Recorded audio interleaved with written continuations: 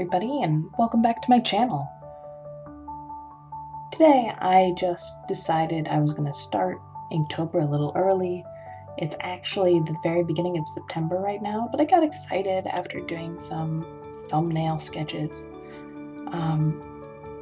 So first I'm just going to get an idea of the color story I want for this piece. This is for day 2 of Inktober, which is, the prompt is Tranquil. And I've already done a small sketch and I've decided that I'm going to do this sort of sunset over the water watercolor piece, which I know is only slightly in the vein of Inktober in that it's a non-forgiving ink, which I think is really in the feeling of an Inktober. I'm going to start by doing a wet wash over everything before I add my lightest colors in. So first I'll do some yellows and a little bit of peach, and then a very light purple wash over the sky and then the pond in the foreground.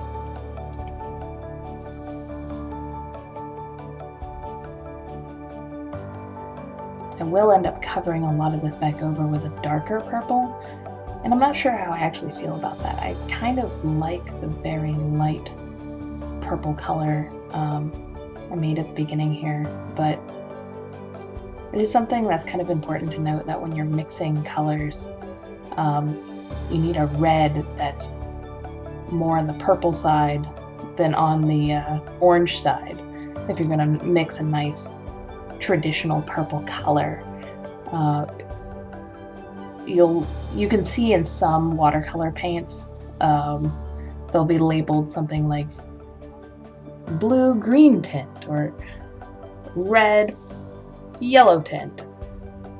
Many of them, though, aren't that obvious, and you really just need to know in advance what you're working with. So I have a watercolor sketchbook that I actually use entirely for just playing with colors, which is what you see me reaching off to the side to test things on all the time. I'm just going over there and testing what the colors look like with each other before I actually put them on this little painting. These are Sakura Koi watercolors. They're pretty cheap. There are 2 watercolors though. I think it was $16 for a set of 24. I also have one Daniel Smith watercolor that I used in this piece, which is Shadow Violet. I have a tiny little 5ml tube of it. I love it. That's what I'm dipping into right there. It's a weird mix of colors. It's kind of a, if you were to just put it down by itself, it's a deep purple or a black purple. But when it kind of separates out, it actually has a lot of blue and gray tones to it that I really just love. It's almost can be a teal color almost.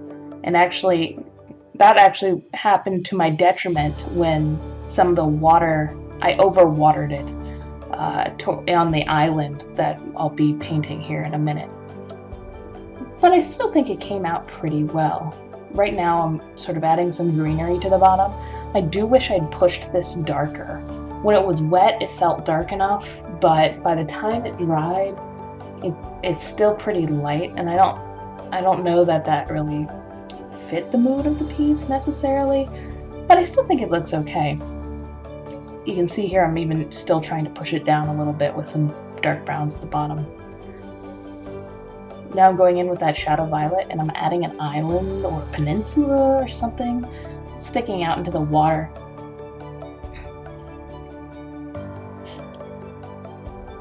I'm just using flat brushes here, along with that large washing sort of brush that you saw me use at the beginning.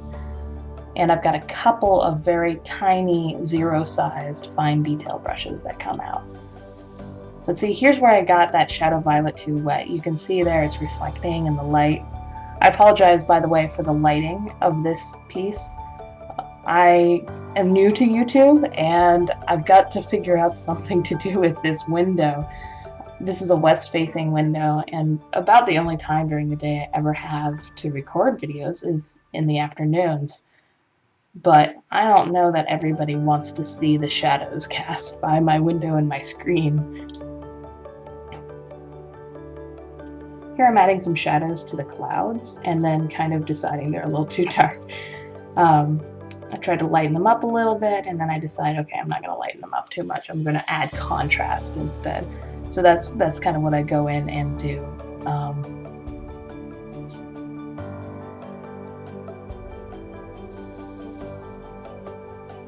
At this point, it's really starting to come together. I do wish I'd added more specific shapes into the water area. It doesn't feel as much like there's very much reflection there as there could be. The yellow feels pretty strong, but like the clouds don't feel very strong.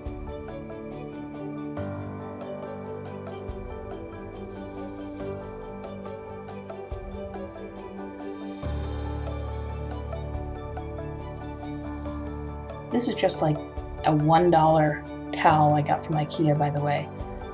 I used to use paper towels for this, but I was wasting so many paper towels doing watercolor that I just decided I'm going to do cloths, and if I need to wash them, I'll wash them. Here I'm going in with more of that Shadow Violet, obviously it's a favorite, and adding some very, easy dashed lines to represent some plants, and some cottontails there.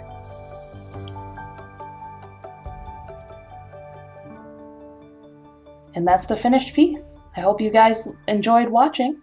This is Inktober Day 2. Have a great day.